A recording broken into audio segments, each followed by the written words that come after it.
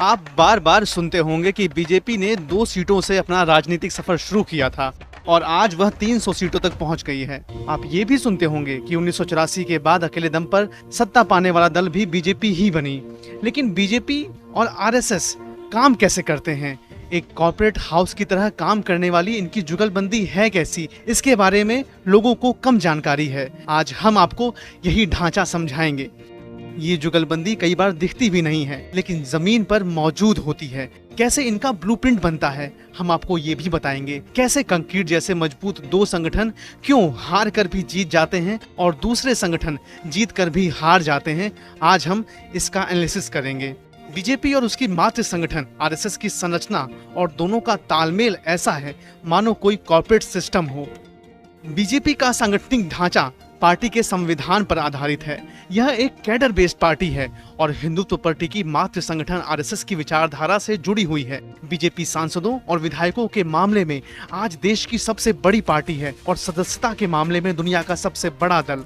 लोकसभा में बीजेपी के 301 सांसद हैं। देश भर में बीजेपी के 1379 विधायक हैं। पार्टी की सदस्य संख्या 18 करोड़ के पार है। बीजेपी के सांगठनिक ढांचे की बात की जाए तो बीजेपी का आईटी सेल पार्टी का सोशल मीडिया कैंपेन मैनेज करता है। अध्यक्ष बीजेपी में सुप्रीम अथॉरिटी है। पार्टी अध्यक्ष का चुनाव एक पद्धति से होता है। 2012 तक नियम था कि कोई भी योग्य शख्स राष्ट्रीय या राज्य का अध्यक्ष बन सकता है। बाद में इसमें बदलाव किया गया और इसे अधिकतम 2 टर्म तक सीमित कर दिया गया। नेशनल एग्जीक्यूटिव अध्यक्ष से नीचे नेशनल एग्जीक्यूटिव है।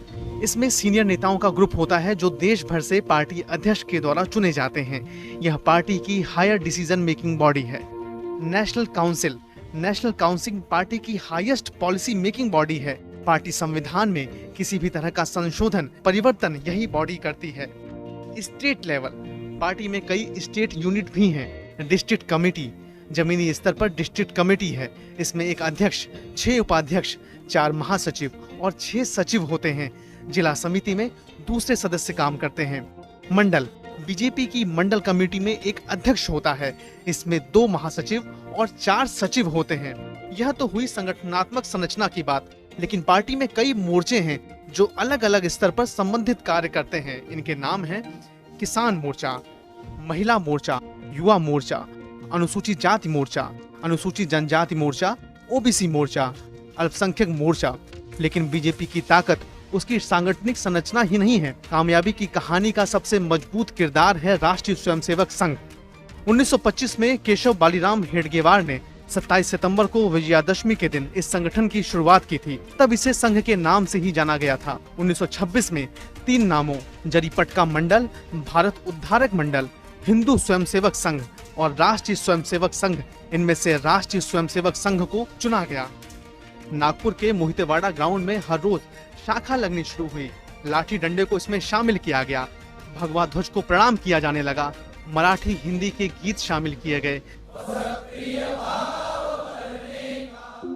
पहले पद संचलन में सिर्फ 30 स्वयंसेवक जुटे थे। 1980 में जनता पार्टी की सरकार की हार के बाद दल के भीतर से आवाज उठी कि पार्टी का कोई भी पूर्णकालिक सदस्य आरएसएस का मेंबर नहीं हो सकता है। जनसंघ से मिलकर बनी जनता पार्टी में तब अटल आडवाणी अड़ गए थे। उन्होंने संघ का साथ चुना। नतीजा, दोनों को जनता पार्टी से बाहर कर दिया गया। अब 1951 में बना जनसंघ भारतीय जनता पार्टी बन चुका था। 1980 में पार्टी के नए स्वरूप का उदय हुआ। 1984 में जब बीजेपी ने अपना पहला संसदीय चुनाव लड़ा था, इसके 1 साल बाद संघ ने अपनी स्थापना के 60 साल भी पूरे किए थे। संघ के अंतर्गत आने वाले संगठनों में बीजेपी के अलावा विद्या भारती, भारतीय मजदूर संघ, भारतीय किसान संघ, अखिल भारतीय विद्यार्थी परिषद, अखिल भारतीय अधिवक्ता परिषद, संस्कार भारती, सेवा भारती, भारत विकास परिषद, विश्व हिंदू परिषद, मुस्लिम राष्ट्रीय मंच, दधीची देहदान समिति जैसे कई दूसरे संगठन हैं। आज बीजेपी और संघ एक दूसरे के पूरक हैं। संघ जमीनी स्तर पर सीधे समाज के विभिन्न तबकों से जुड़कर कार्य करता है और बीजेपी राजनीतिक तौर पर मिशन में जुटी हुई है। संघ अपनी शाखाओं के जरिए हर जिले, ब्लॉक, मंडल में एक्टिव है। राजनीतिक दलों में जहां सदस्य बनने के लिए सदस्यता लेनी होती है, संघ में ऐसा कोई नियम नहीं है। विद्या भारती के अंतर्गत 12,000 से ज्यादा सरस्वती शिशु मंदिर संचालित होते हैं। इन स्कूलों में 32 लाख से ज्यादा बच्चे पढ़ते हैं। देश में किसी भी राजनीतिक दल के पास ऐसा ढांचा नहीं है जिसमें आने वाली पीढ़ियों को उस माहौल में शिक्षा दी जाती हो जो उस पार्टी के एजेंडे के हिसाब से हो। वनवासी कल्याण समिति, मजदूर यूनियन, मुस्लिम राष्ट्रीय मंच जैसे संगठनों के जरिए संघ बीजेपी के लिए जमीन तैयार करने का कार्य करता है। सीधे तौर पर आरएसएस बीजेपी की राजनीतिक पौध की सप्लाई चेन है। बीजेपी में आरएसएस की पृष्ठभूमि से आए नेताओं में अटल आडवाणी की जोड़ी, नरेंद्र मोदी, राम माधव, दिलीप घोष, कैलाश विजयवर्गीय, सुनील देवधर हैं।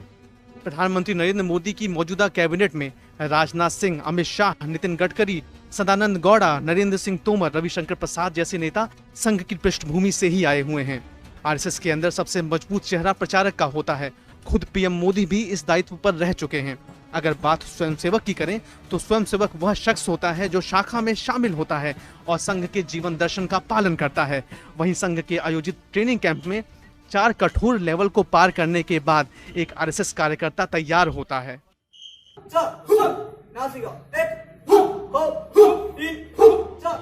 राष्ट्रीय स्वयंसेवक संघ में प्रचारक की अहम भूमिका होती है। प्रचारक ही संघ की सबसे बड़ी ताकत होते हैं। ये संघ के साथ कई दूसरे क्षेत्र में भी कार्य करते हैं। बीजेपी में वो संगठन मंत्री के तौर पर कार्य करते हैं। इनका रुतबा मंत्रियों से भी ऊंचा होता है। मंत्री भी इनके आगे पीछे लगे रहते हैं। मगर प्रचारक बनने के लिए कठिन परीक्षा से होकर गुजरना पड़ता है। आरएसएस बीजेपी को ह्यूमन रिसोर्स की आपूर्ति तो करता ही है, साथ में बीजेपी को कार्यक्रमों के लिए इंफ्रास्ट्रक्चर भी मुहैया कराता है। ये सब होता है भारत विकास परिषद और शिशु मंदिर की वजहों से। बीजेपी के भी ज्यादातर कार्यक्रम शिशु मंदिरों में ही आयोजित किए जाते हैं। आरएसएस का वजूद बीजेपी से कहीं व्यापक, कहीं पहले का है। नॉर्थ ईस्ट केरल में बीजेपी के गठन से पहले भी संघ मौजूद था। केरल में आज बीजेपी भले सत्ता में न हो, लेकिन संघ की जड़ें वहां बेहद गहराई तक हैं। संघ की केरल में 6800 से ज्यादा शाखाएं लगती हैं। बीजेपी और आरएसएस की यही जोड़ी आज देश में सत्ता की नई पटकथा लिख चुकी है।